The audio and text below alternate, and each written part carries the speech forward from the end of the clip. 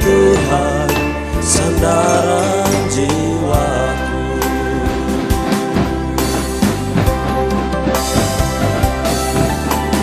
Janji-Mu telah nyata,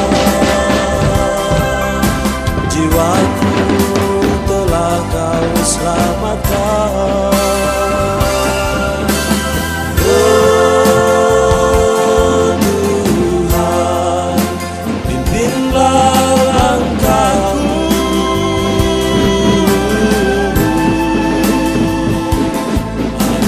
Selalu setia padamu hingga selamanya.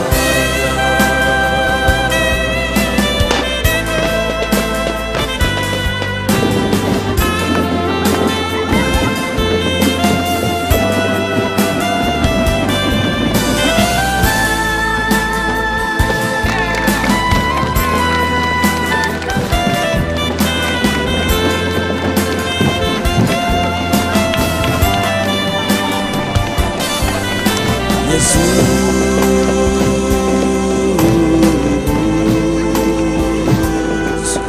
syukur ku naikkan kepadamu. Engkau yang selalu hadir di saat ku menjerit.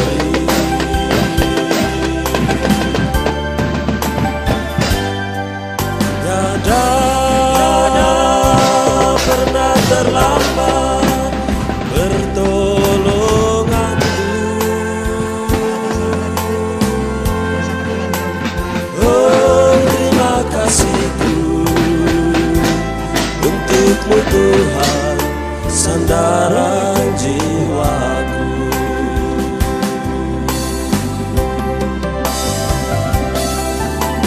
Janji-Mu telah nyata, jiwaku telah Kau selamatkan. Oh Tuhan, pimpinlah langkahku.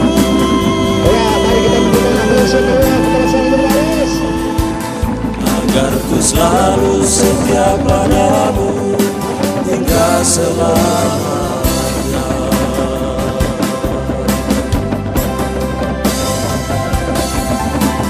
Janji-Mu telah nyata,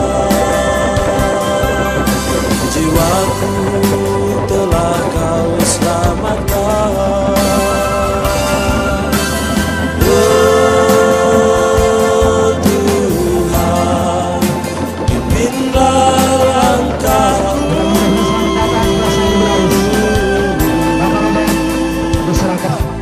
Agar ku selalu Halapun membukar halapun membukar liurai liurai, membukar to'otian menon to'otian. Ia mana maun mana ali, feto bin feto ali.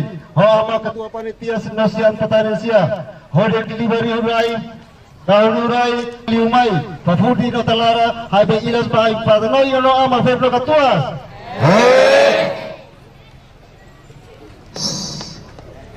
Selanjutnya penggalungan Kita pasal liban lain. Luar biasa.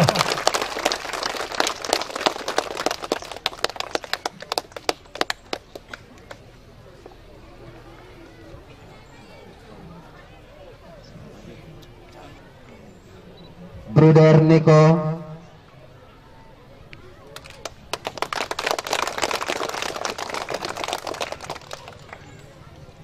yang ketiga untuk itu Bapak Robert, disilakan untuk Bapak Anton.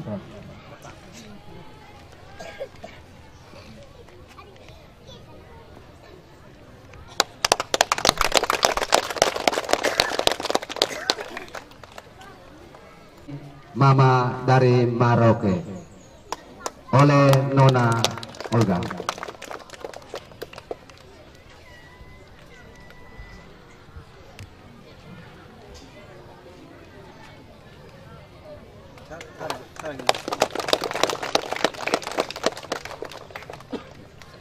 Selanjutnya sang jubilaris bersama rombongan berkenan berarak menuju maju, Bas.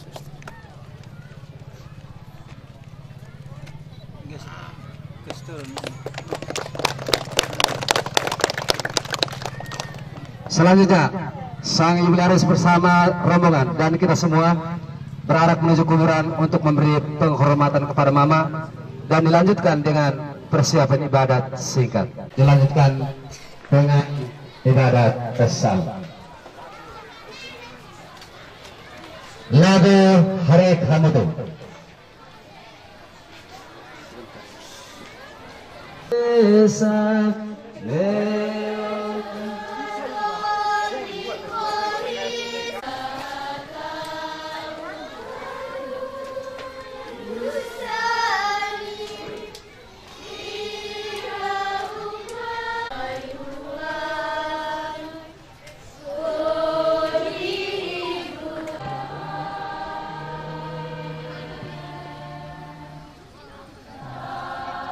Bapa dan dari putranya Yesus Kristus besertamu.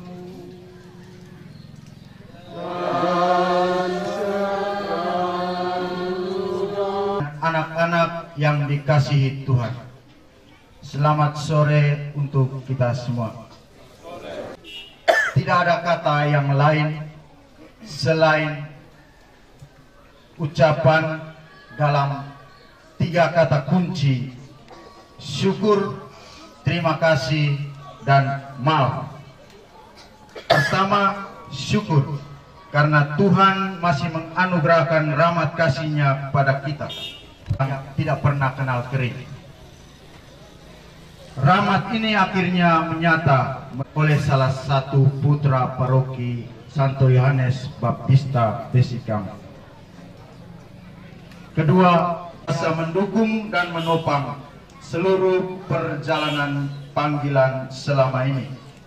Dan yang ketiga, maaf karena kita semua tak luput dari dosa dan salah kita. Kita pantas merayakan ibadat ini. Saya mengaku saya berdosa, saya sungguh berdosa. Oleh sebab itu saya mohon kepada perawan Maria, kepada para malaikat dan orang kudus, dan kepada saudara sekalian, supaya menerangkan saya pada Allah Tuhan kita. Semoga Allah yang Maha Kuasa mengasihani kita, mengampuni dosa kita, dan menghantar kita ke hidup yang kekal. Amin. Marilah berdoa. Allah yang Maha Murah dan penuh kasih, karena atas berkat dan rahmat-Mu, Engkau telah memilih hamba-Mu menjadi imam. Kami mohon, limpahkanlah rahmat dan berkat-Mu ke atas diri para imam, keluarga, serta seluruh umat-Mu ini, agar kami dapat memperoleh iman yang teguh, harapan yang kokoh dan kasih sejati dalam hidup dan karya pelayanan, hingga kelak menjadi teladan dalam pengabdian-Nya dalam segala kelimpahan. Demi Yesus Kristus Putra-Mu dan yang hidup dan bertahta bersama dengan Jika seorang murid berhasil dalam menang persatuan dalam lomba silat, dengan Roh Kudus, maka orang akan Allah sepanjang segala masa.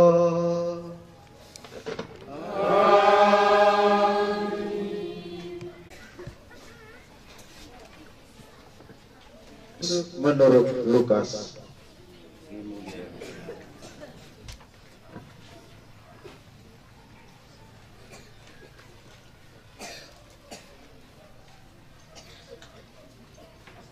Kemudian ke-70 murid itu kembali dengan gembira dan berkata, "Aku melihat iblis jatuh seperti kilat dari langit. Sesungguhnya aku telah memberikan kuasa kepada kamu untuk menginjak ular dan kalajengking, dan kuasa untuk menahan kekuatan musuh, sehingga tidak ada yang akan membahayakan. Bersukacitalah karena namamu terdaftar di surga." Pada waktu itu juga bergembiralah Yesus, Tuhan langit dan bumi, karena semuanya itu Engkau sembunyikan bagi orang bijak dan orang pandai yang berkenan kepadamu. Semua telah diserahkan kepadaku oleh Bapa. Siapakah anak selain Bapa, dan siapakah Bapa selain anak, dan orang yang kepadanya anak itu berkenan menyatakan hal itu. Apa yang kamu lihat tetapi tidak melihatnya, dan ingin mendengar apa yang kamu dengar tetapi tidak mendengar. Singkat ini ialah tugas seorang murid Yesus ialah menaklukkan. Jika seorang murid berhasil menang dalam lomba silat, maka orang akan bertanya-tanya dan mencari latar belakang. Berlatih bersama guru. Itulah kira-kira pertanyaan yang sering muncul setelah melihat seorang yang menarik bahwa dalam Injil hari ini, dalam bacaan liturgi hari ini, jika dalam ilmu silat, para pesilat masih berjuang untuk mencari jurus dan teknik untuk mengalahkan lawannya, tetapi murid-murid yang kita dengar dalam mereka berjuang untuk mendapatkan kemenangan dan keberhasilan seperti kilat yang turun dari langit. Banggakan keberhasilan tersebut, karena keberhasilan itu merupakan kehendak Tuhan. Ibu bapak, saudara-saudari yang terkasih dalam Kristus, sore hari ini saya merasa seperti seorang pesilat yang baru saja menang sebuah pertandingan silat dunia. Ini akan bertanya-tanya, anak Proki mana yang diarak-arak tadi? Pastor Proki dan pastor rekannya siapa? Mau dibawa kemana anak itu? Mau dibawa ke rumah siapa? Siapa gerangan yang mengatur penjemputan itu? Yang sempat menyaksikan kejadian sore ini. Terhadap seluruh peristiwa ini, saya dan Anda semua tentu berbangga karena mendapat hadiah kemenangan dari Allah berupa rahmat tabisan kepada salah satu putra Proki ini. Namun seperti yang diwartakan dalam Injil, saya dan Anda tak boleh larut dalam kemenangan yang membanggakan semua orang ini. Sebab kemenangan ini merupakan anugerah dari Tuhan yang harus direspons dengan syukur. Jujur saya suka cara murid-murid Yesus dalam cerita Injil hari ini. Mereka berani menaklukkan setan-setan. Dan setelah menaklukkan setan, mereka dengan bangga, tetapi dia mengingatkan bahwa ini baru langkah pertama. Maka zaman milenial ini merupakan tantangan bagi kita sendiri. Apakah kita sanggup membawa keberhasilan kita kepada Yesus dan menyerahkan seluruhnya kepada Tuhan? Ataukah kita masih menyimpan ungkapan syukur dan kegembiraan kita karena takut setan bangkit dan melawan kita? Sebelum menutup permenungan ini, saya lihat ada dua setan yang ada dalam diri, yaitu setan dadadi. Setan dari dalam diri itulah setan yang paling berbahaya, karena mereka bergerak licik seperti ular dan menyengat seperti kalajengki. Mereka akan mempengaruhi pikiran dan hati kita, serta membiarkan kekuatan musuh menguasai kita. Oleh karena itu, sebagai murid Yesus, kita perlu selalu waspada dan siap menaklukkan setan-setan dalam diri kita maupun dari luar diri kita dalam setiap langkah hidup kita. Semoga kita tetap bisa menaklukkan setan-setan.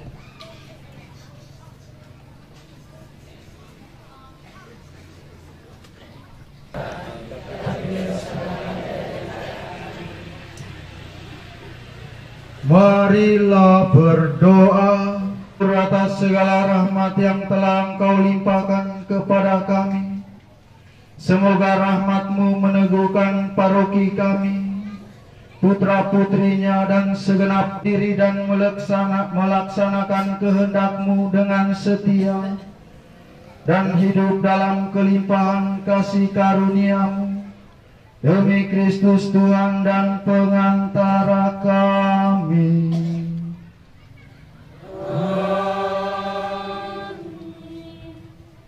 Tuhan sertamu. Semoga kita semua senantiasa dilindungi dan diberkati oleh Allah Tritunggal Maha Kudus, Bapa dan Putra dan Roh Kudus.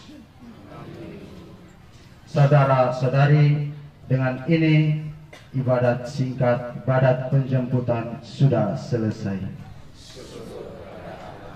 Mari kita pergi, kita diutus. Maharoma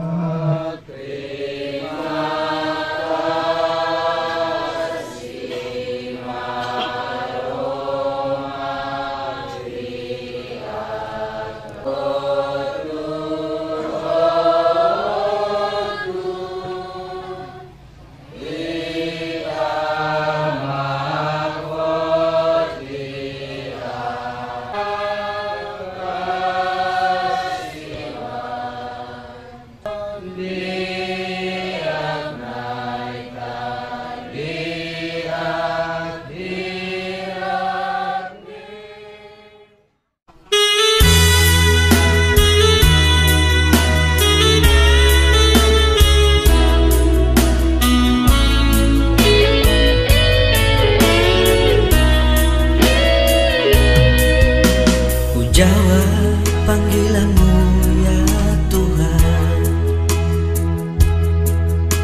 yang halus getarkan jiwaku. Ku jawab panggilanmu ya Tuhan, penuh dengan mutiara kehidupan. Betapa bahagianya hatiku, Kau panggil aku ke ladangmu, menjadi pekerjamu ya Tuhan, menyiapkan benih sabda bagimu. Panggilanmu ya Tuhanku sungguh suci dan mulia. Panggilanmu ya Tuhanku sungguh suci dan mulia. Bagaimana ku tak ke situ, hati ini selalu bergetar.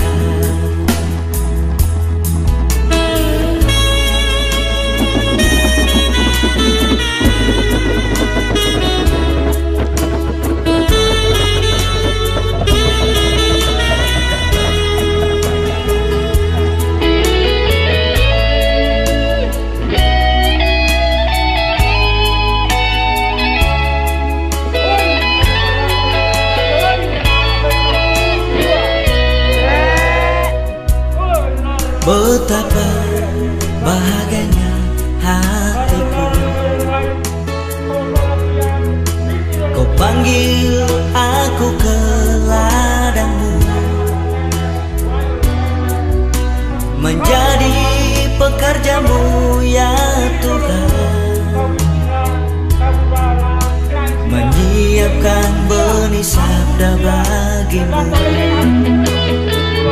Panggilanmu ya Tuhanku sungguh suci dan mulia.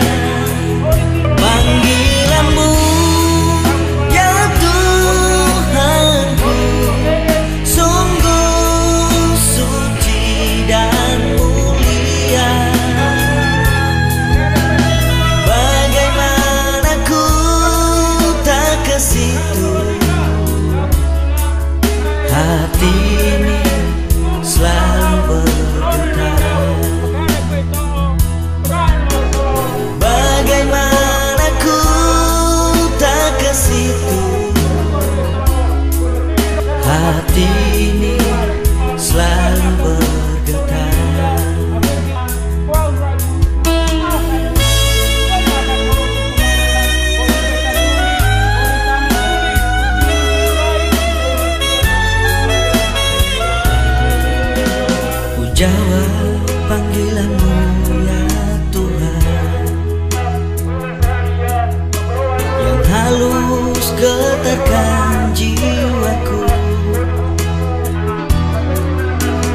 menjawab panggilan-Mu ya Tuhan. Penuh dengan mutiara kehidupan. Betapa bahagianya hatiku. Kau panggil aku ke ladang-Mu, menjadi pekerja-Mu ya Tuhan, menyiapkan benih sabda bagi-Mu. Panggilan-Mu ya Tuhanku sungguh suci dan mulia. Panggilan-Mu ya Tuhanku sungguh suci dan mulia. Bagaimana ku tak ke situ, hati ini selalu bergetar.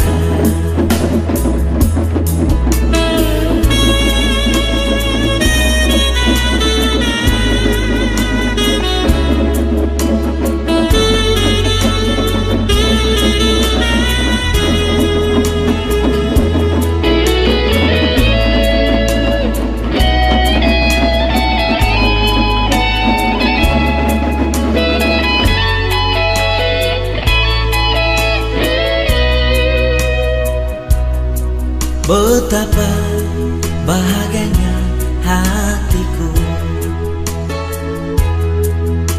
Kau panggil aku ke ladang-Mu,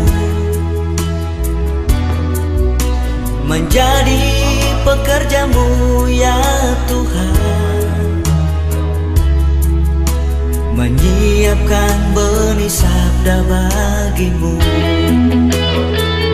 Panggilan-Mu ya Tuhanku sungguh suci dan mulia. Panggilan-Mu ya Tuhanku sungguh suci dan mulia. Bagaimana ku tak ke situ, hati ini selalu bergetar. Bagaimana ku tak ke situ, hati ini selalu bergetar.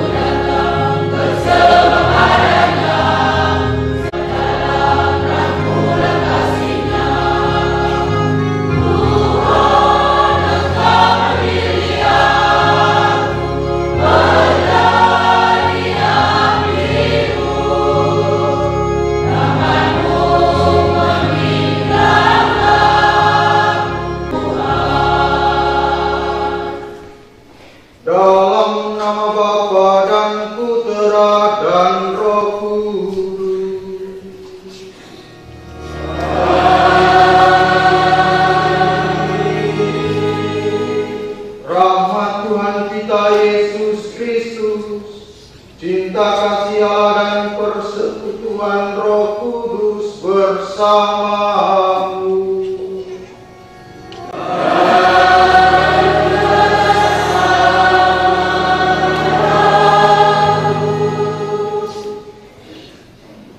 Rekan-rekan imam, para bruder, suster, ibu bapak, saudara-saudari, dan anak-anak yang dikasihi Tuhan. Selamat pagi, selamat berhari Minggu untuk kita semua. Mau menjadi imam itu butuh waktu yang cukup lama, karena harus melewati berbagai rintangan atau tantangan. Sejak zaman Yesus, rintangan atau tantangan ini disebut salib. Menikah juga ada salib, dan menjadi imam juga ada salib. Maka di awal perayaan Ekaristi dan santapan sabda ini, saya menemukan satu garis yang sama, bahwa memilih hidup menjadi imam itu tidak ada bedanya dengan mengambil keputusan untuk menikah, seperti yang disebutkan dalam bacaan-bacaan suci hari ini. Keduanya adalah sakramen Tuhan yang luhur. Luhurnya sebuah perkawinan maupun imamat merupakan bagian dari rencana Tuhan. Kita perlu bersyukur dan berterima kasih kepada Tuhan, karena beberapa hari yang lalu Ia boleh menyatakan rencana keluhurannya melalui sakramen imamat yang dicurahkan pada 7 diakon di Biara Santo Yosef Nenu, yang salah satunya ialah putra paroki Besikam. Rahmat sakramen imamat ini tidak terlepas dari doa dan dukungan cinta kasih dari keluarga-keluarga kudus separoki Besikam, secara khusus keluarga besar, panitia, tim pastor, dan kita semua yang mampu berempati, berkorban, dan memberi diri secara total sebagai pelayan yang setia. Sadar bahwa meskipun kita tahu bersyukur, tetapi terkadang kita mengabaikan setiap keluhuran Tuhan yang dicurahkan kepada kita. Maka sebagai hamba Tuhan yang hidup dalam keluarga-keluarga yang kudus dan luhur, marilah kita memeriksa hati dan batin kita, agar nilai keluhuran dalam keluarga yang mungkin selama ini pudar akibat salah dan dosa kita mampu diterangkan kembali. Semoga pembaharuan nilai-nilai keluhuran iman ini boleh membuat kita layak mengikuti perayaan keselamatan ini. Saya mengaku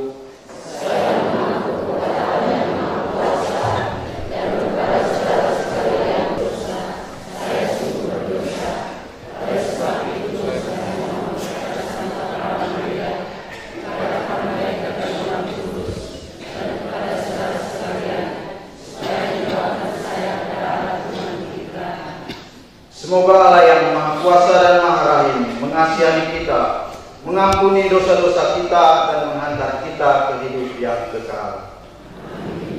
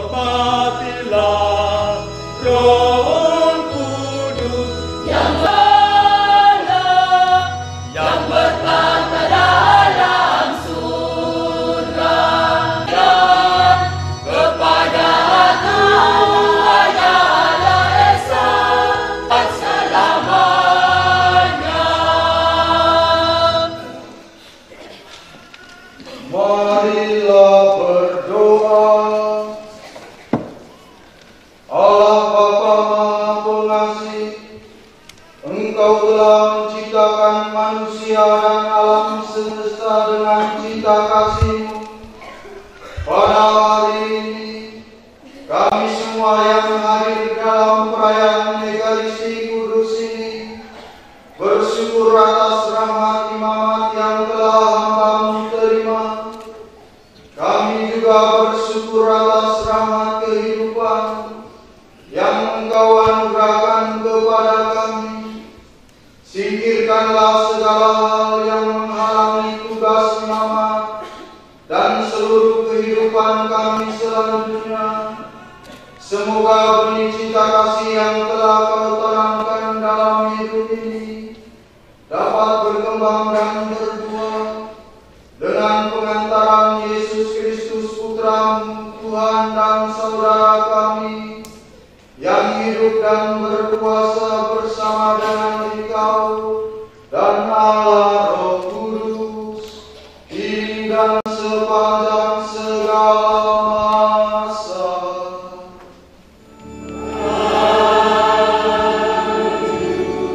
Sabda Tuhan hari ini menjadi sumber dan dasar hidup kita, membangun semangat cinta kasih Kristus dalam tugas perutusan kita masing-masing.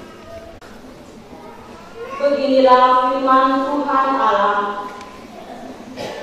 Tidak baik kalau manusia itu seorang diri saja. Aku akan menjadikan penolong baginya yang sepadan dengan dia. Segala binatang hutan dan segala burung di udara, dibawanyalah semuanya kepada manusia itu untuk melihat bagaimana ia menamainya. Dan seperti nama yang diberikan manusia itu kepada tiap-tiap makhluk yang hidup, kepada burung-burung di udara, dan kepada segala binatang hutan. Tetapi bagi dirinya sendiri, ia tidak menjumpai penolong yang sepadan dengan dia. Manusia itu tidur.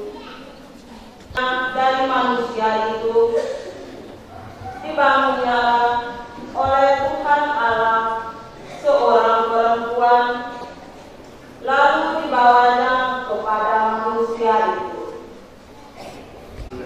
Inilah dia, tulang dari tulang itu, dan meninggalkan ayah dan ibunya, dan bersatu dengan istrinya, sehingga keduanya menjadi satu daging.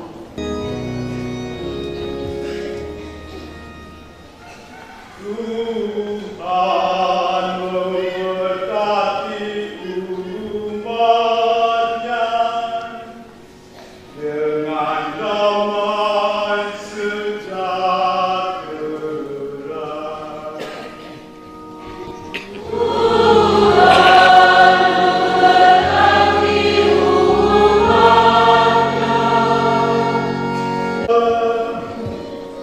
Yang hidup menurut jalan yang ditunjukkannya.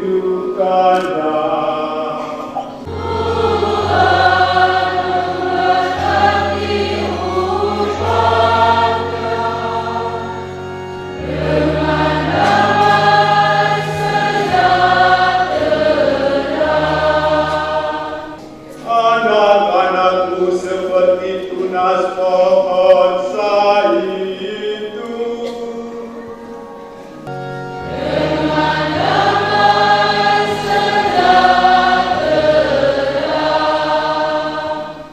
Sungguh demikianlah akan diberkati Tuhan. Kiranya Tuhan memberkati engkau dari Sion, oleh melihat kebahagiaan Yerusalem seumur hidupku.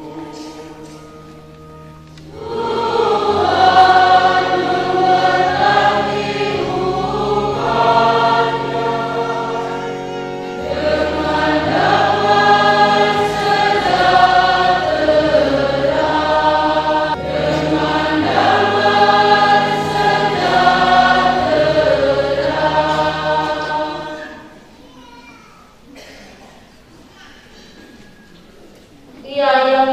dikuduskan dan mereka yang dikuduskan, semua berayat 9 sampai dengan 11. Saudara-saudara, untuk waktu yang singkat, Yesus telah direndahkan di bawah malaikat-malaikat, tetapi oleh derita kematiannya, Ia telah dimahkotai dengan kemuliaan dan hormat.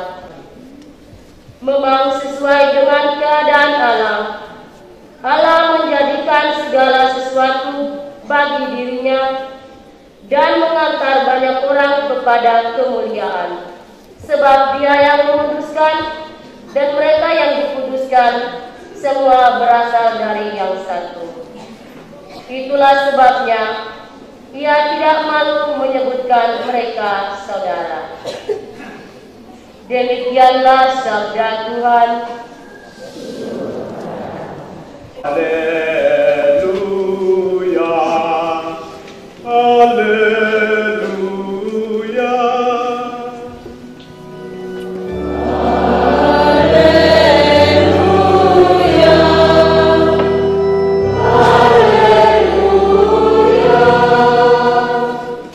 Jika kita saling mengasihi, Allah tetap di dalam kita dan kasih-Nya sempurna.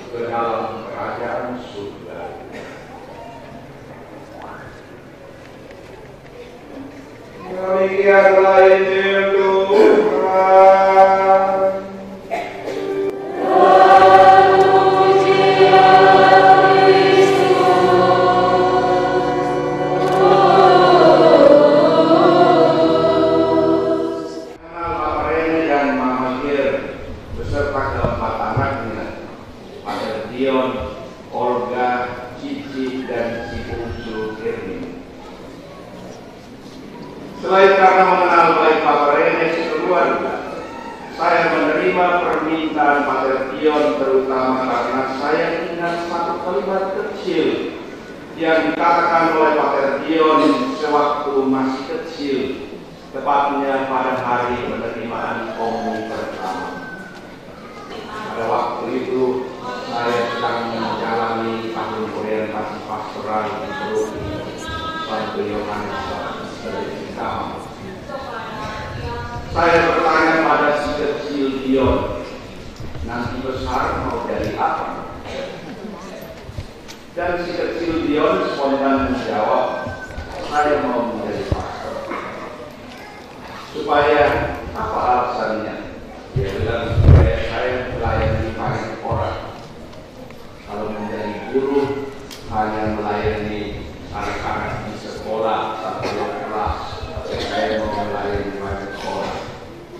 Dan hari ini benar umat Kristen tumpah ruah. Saya kaget dan kagum dengan jawaban si kecil Dion yang pada waktu itu berusia kira-kira 10 tahun. Jawabannya terdengar kekanak-kanakan dan tampaknya masih sangat lugu polos. Memang Dion itu lugu polos. Kurang senyum, pendiam, memang tampaknya seperti itu. Tetapi jawabannya sungguh sangat dewasa. Saya tidak tahu persis apakah jawaban si kecil Dion adalah jawabannya sendiri, ataukah itu adalah pikiran dari Bapak Rene dan Mama Pierre, kehendak dan rencana mereka. Bisa juga benar bahwa jawaban si kecil Dion adalah pikiran dan rencana yang diberikan oleh Bapak Rene dan Mama Pierre. Tetapi lebih dari situ adalah jawaban si kecil Dion adalah rencana dan kehendak Tuhan. Tuhan yang menanamkan pikiran dan rencana itu dalam hati dan pikiran Bapak Rene dan Mama Pierre. Dan pikiran ini adalah pikiran yang baik. Itu adalah hasil pendidikan dari orang tua yang beriman dan yang bertanggung jawab. Jawaban si kecil Dion pada waktu itu menurut saya adalah buah dari kesetiaan perkawinan dari Bapak Rene dan Mama Pierre. Mereka menunjuk dan mengarahkan anak-anaknya untuk memilih yang paling baik, yang berguna untuk diri sendiri, berguna untuk orang lain, bahkan berguna untuk gereja. Lalu seusai masa top, saya tidak menggubris lagi jawaban si kecil Dion, bahkan saya sudah lupa. Namun dari jauh terdengar kabar dari Bapak Rene dan Mama Pierre bahwa seusai menamatkan pendidikan dasar di SDK Beskama 1, tanpa beban si kecil Dion direstui untuk mengenyam pendidikan di Seminari Menengah Kematalopo di Ngada, Flores. Mungkin rencananya mula-mula adalah si kecil Dion harus pulang kampung, harus pulang ke rumah orang tua, pulang ke tanah leluhur Sareng Sadipun Parera di Maumere untuk merawat dan menjadi ahli waris harta benda leluhur. Mungkin itu yang mula-mula direncanakan. Akan tetapi rencana dan kehendak Tuhan itu di luar kehendak dan rencana manusia. Setelah menempuh pendidikan di Seminari Menengah tahap demi tahap dari tingkat SMP, SMA hingga perguruan tinggi, sungguh Tuhan memilih Dion untuk menjadi imam, menjadi nabi, bukan lagi menjadi moat bagi orang-orang Maumere. Saudara-saudari umat beriman yang dikasihi Tuhan, bertepatan dengan perayaan syukur di paroki ini untuk perayaan syukur imamat Pater Dion, justru bacaan yang disediakan gereja dalam kalender liturgi hari ini berbicara tentang perkawinan yang utuh. Karena seorang laki-laki akan meninggalkan ayah dan ibunya dan bersatu dengan istrinya hingga keduanya menjadi satu daging. Teks-teks bacaan ini sesungguhnya lebih cocok dan biasanya dibacakan pada perayaan berkah pada hari subuh imamat ini gereja menyediakan bacaan itu. Apakah nanti ada benang merahnya? Seperti imam itu lahir dari keluarga, dan imam datang dan berasal dari keluarga. Tapi pertanyaannya adalah keluarga seperti apa sehingga anak-anaknya dipanggil dan dipilih oleh Tuhan?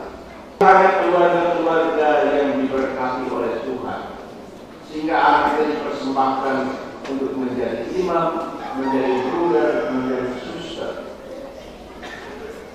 Maka wacana Injil suci hari ini sebetulnya bukan menyadarkan para Gideon untuk perkawinan yang utuh dan tak terceraikan, melainkan menyadarkan keluarga-keluarga yang ada di Provinsi Kama ini tentang perjuangan supaya menjaga keutuhan perkawinan. Keluarga yang diberkati oleh Tuhan, mereka juga akhirnya berangkat. Dan karena dua hal ini, maka adalah mustahil kalau dari mereka itu dipanggil dan dipilih oleh Tuhan. Sebaliknya, anak-anak yang dipanggil oleh Tuhan untuk menjadi imam, bruder, dan suster datang dari keluarga yang baik, memilih imam dari keluarga.